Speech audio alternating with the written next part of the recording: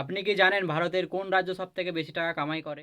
আর কোন রাজ্যের মাথায় রয়েছে ঋণের সবচেয়ে বড় বোঝা? আর আমাদের পশ্চিমবঙ্গই বা এ তালিকায় কোথায় দাঁড়িয়ে আছে? চলুন মাত্র ১ মিনিটে রিজার্ভ ব্যাংকের লেটেস্ট রিপোর্ট অনুযায়ী দেখে নিই টপ ৫টি রাজ্যের অর্থনৈতিক রূপ। প্রথমে জেনে নিই ভারতের টপ ৫টি রাজ্য যারা সবথেকে বেশি টাকা কামাই করে। ৫ নম্বরে আছে গুজরাট, যাদের বার্ষিক আয় ২৪ লক্ষ কোটি টাকা। ৪ নম্বরে আছে কর্ণাটক। ব্যাঙ্গালোরের আইটি সেক্টরের জোরে এদের আয় প্রায় ২৮ লক্ষ কোটি টাকা। ৩ নম্বরে উত্তরপ্রদেশ, দ্রুত গতিতে এগিয়ে চলা এ রাজ্যের আয় প্রায় ২৯ লক্ষ কোটি টাকা। ২ নম্বরে তামিলনাড়ু, ম্যানুফ্যাকচারিং হাবের হাত ধরে এদের আয় প্রায় ৩১ লক্ষ কোটি টাকা। ১ নম্বরে প্রত্যেকবারের মতোই আছে মহারাষ্ট্র, এদের আর্থিক রাজধানী মুম্বাইয়ের হাত ধরে এদের আয় প্রায় ৪৫ লক্ষ কোটি টাকা।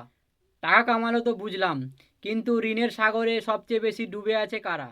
টাকার অঙ্কের বিচারে সবচেয়ে বেশি লোন রয়েছে তামিলনাড়ু, ৮.৫ লক্ষ কোটি টাকা, এবং উত্তরপ্রদেশ, ৮.২ লক্ষ কোটি টাকা। কিন্তু তারা অনেক বেশি আয় করে বলে এই লোন সামলে নেয়। আসল চমক হলো নিজের আয়ের তুলনায় কার ওপর ঋণের চাপ সবচেয়ে বেশি।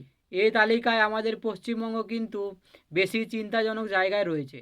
পশ্চিমবঙ্গের ওপর মোট লোন রয়েছে ৬.৫ লক্ষ কোটি টাকা, যা রাজ্যের মোট আয়ের ২৯%। অর্থাৎ ১০০ টাকা কামাইয়ের বিপরীতে ২৯ টাকা লোন। আর এ তালিকায় ভারতের মধ্যে সবচেয়ে খারাপ অবস্থায় আছে পাঞ্জাব, যাদের লোন তাদের আয়ের প্রায় ৪৬.৫%। সহজ কথায় সবচেয়ে বেশি কামাই করে মহারাষ্ট্র, আর আয়ের তুলনায় ঋণের সবচেয়ে কঠিন চাপ রয়েছে পাঞ্জাব আর পশ্চিমবঙ্গ। তথ্যটি ভালো লাগলে এখনই ভিডিওটি লাইক ও শেয়ার করুন। আর আপনাদের মতামত নিচে কমেন্টে জানাবেন। পেজটিকে ফলো বা সাবস্ক্রাইব করতে ভুলবেন না। ধন্যবাদ ভিডিওটি লাস্ট পর্যন্ত দেখার জন্যে।